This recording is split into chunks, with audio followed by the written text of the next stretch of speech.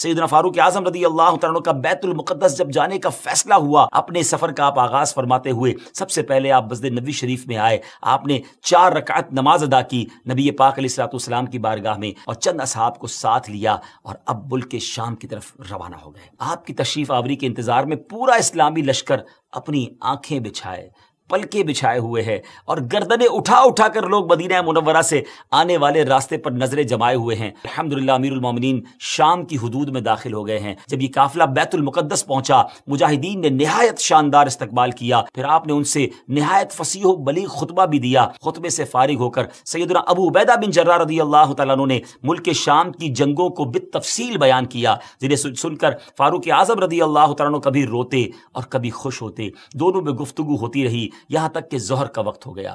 مؤذن رسول سیدنا بلال حبشی رضی اللہ تعالیٰ عنہ، جو نبی پاک علیہ الصلوۃ والسلام کے دنیا سے پردہ فرمانے کے بعد مدینہ طیبہ سے ملک شام چلے آئے تھے، لشکر اسلام میں شامل ہو کر وہ بھی جہاد میں مصروف ہو گئے تھے۔ حضرت جناب رسول اللہ صلی اللہ تعالیٰ علیہ وسلم کی وصال ظاہری کے بعد آپ نے اذان کہنا چھوڑ دی تھی۔ اپنے آقا و مولا علیہ الصلوۃ والسلام کی جدائی اور فرقت کے رنج میں وہ ایسے شکستہ دل تھے کہ اذان دیتے وقت انہیں سخت غم اور جو ہے وہ رنج لاحق ہو جاتا تھا، محبوب کی یاد ستاتی تھی، اتنی گریہ وزاری ہوتی تھی کہ اذان کو کمپلیٹ کرنا مشکل ہو جاتا تھا۔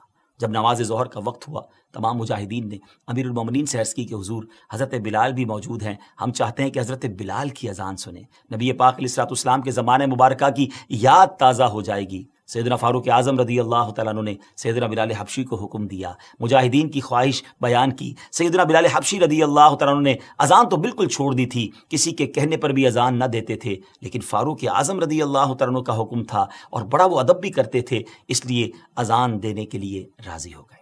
کیا منظر ہوگا! حضرت بلال حبشی رضی اللہ تعالیٰ عنہ نے اذان شروع کی، جیسے ہی بلند آواز سے کہا اللہ اکبر اللہ اکبر، ان کی آواز میں وہ درد تھا کہ لشکر اسلام پر لرزہ طاری ہو گیا۔ مجاہدین کی آنکھیں اشکبار ہو گئیں، محبوب اکرم کا زمانہ یاد آ گیا۔ اللہ اکبر، شام کی سرزمین میں مدینے کی یاد تازہ ہو رہی ہے۔ اس وقت رسول پاک علیہ الصلوۃ والسلام کے دیدار سے اپنی آنکھوں کو ٹھنڈا کیا کرتے تھے، مگر وہ دیدار اب کہاں نصیب۔ تمام مجاہدین شدت غم سے کانپنے لگے۔ سیدنا بلال حبشی رضی اللہ تعالیٰ عنہ اشہد ان محمد الرسول اللہ پر جب پہنچے تو پورے لشکر پہ ایک کوہرام مچ گیا۔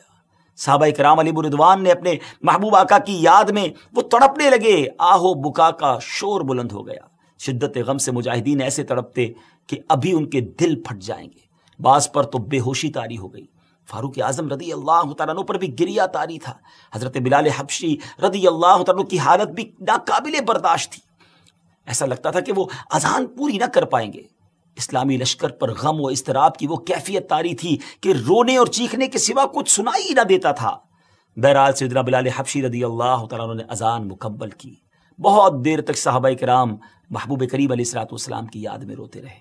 بالآخر اللہ کریم نے سب کو تسکین عطا فرمائی۔ فاروق اعظم رضی اللہ تعالیٰ عنہ نے پورے لشکر کو نماز پڑھائی، پھر قلعہ بیت المقدس کی طرف جانے کا ارادہ فرمایا۔